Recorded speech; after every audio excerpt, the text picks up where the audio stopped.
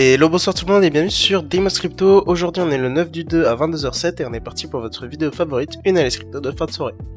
Petit point qu'il faut que je vous rappelle, le trading du crypto-monnaie peut occasionner des pertes partielles ou majeures. Et mes conseils ne sont pas des conseils financiers. Ainsi, mes analyses comme une excellente marque de voiture peut avoir des erreurs. Voilà pour ce point, passons à l'analyse. Qu'est-ce qui se passe en ce moment au niveau du Bitcoin? Eh ben, on n'a pas beaucoup de liquidité, pas beaucoup de volatilité contrairement à certains jours. Et c'est normal, ça peut être expliqué parce que on est le week-end. On est actuellement dimanche et donc, comme un dimanche, il n'y a pas beaucoup de volatilité sur le marché. Comme un samedi, il n'y a pas eu beaucoup de volatilité sur le marché. Ici, par contre, ce qui est étonnant, c'est que jeudi et vendredi, on a eu des plus grosses mèches, c'est-à-dire que le prix a beaucoup plus bougé. On peut le voir, hein, le prix a légèrement plus bougé, il était cherché ici les 100 000. Mais le prix a à chaque fois clôturé au même niveau, donc ça veut dire qu'on est vraiment sur une zone de prix qui cloue le bec du Bitcoin pour le moment. Ici, il faut savoir qu'on a une petite ligne de tendance baissière qu'on a créée en plusieurs jours. Et si on continue comme ça à aller tout droit, on est en train de foncer dedans. Donc là, on va vraiment soit casser cette ligne et la péter par le haut, soit être vraiment cassé par la ligne et aller vers le bas. Il y a beaucoup plus de chances qu'on la casse par le haut pour cette occasion. Donc là, à prévoir pour lundi, sûrement un Bitcoin qui pète à la hausse. Maintenant, faites quand même attention parce que les mouvements que font le Bitcoin seront des mouvements qui vont être aussi provoqués sur les altcoins. Donc il faudra vraiment surveiller le Bitcoin à ce niveau-là.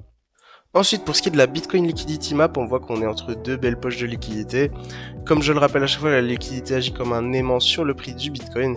Ici, on se situe entre deux belles poches, donc pour l'instant, on n'a pas vraiment d'aimant qui va vraiment fort attirer le Bitcoin, donc on peut pas encore se baser sur ça pour le moment. Par contre, au niveau du calendrier économique, on peut voir que pour la semaine qu'on arrive, lundi à 15h, on va avoir un discours de Lagarde, présidente de la BCE. Ensuite, mardi 11 février, on aura le Japon en congé. Par contre, à 16h, on aura les États-Unis qui font la déclaration de Powell, président de la Fed. Donc ça, ce sera un gros événement. Ensuite, mercredi 12 février, à 15h30 pour les États-Unis, l'IPC Core mensuel, l'IPC annuel et l'IPC mensuel. À 16h, déclaration de Powell, président de la Fed, et à 16h30, stock de pétrole brut. Ensuite, jeudi, on aura le PIB annuel de la Grande-Bretagne à 8h, ainsi que le PIB mensuel et trimestriel. À 8h, on aura aussi l'Allemagne qui fera l'IPC allemande. Et à 15h30, on aura l'inscription hebdomadaire au chômage et le prix à la production mensuel. Pour finir la semaine, vendredi, on aura 14h30 la vente au détail principale mensuelle et la vente au détail du mois de janvier.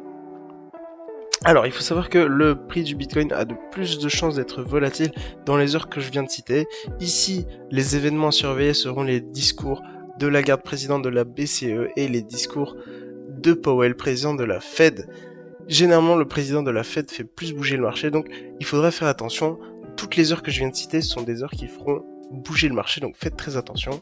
Ensuite, pour le Bitcoin, on voit qu'on est toujours en phase de consolidation, donc on est clairement en train de consolider, de faire un petit mouvement avant de péter à la hausse ou à la baisse. Ici, étant donné qu'on a une belle ligne de tendance baissière que je vous ai montré en daily, on risque d'avoir un pétage à la hausse pour peut-être réintégrer le range qu'on a ici, voire au-delà.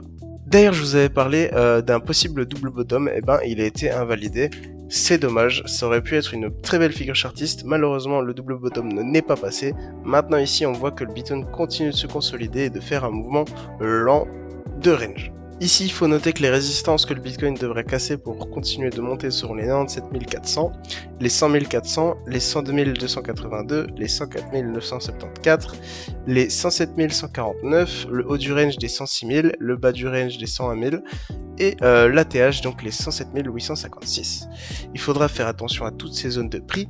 A l'inverse, on a les supports qui, en cas de baisse très violente du Bitcoin, feront possiblement rebondir le prix ou le ralentiront dans sa chute. On aura les 95 000, les 93 447, les 92 546, les 92 126, les 91 239, 89 842, 86 259 et 85 000. Donc ici, il faudra faire très attention parce que je rappelle que la Bitcoin dominance est actuellement à 61,55%. Donc tous les mouvements que va faire le Bitcoin seront des mouvements qui auront une très grosse importance partout sur le marché crypto.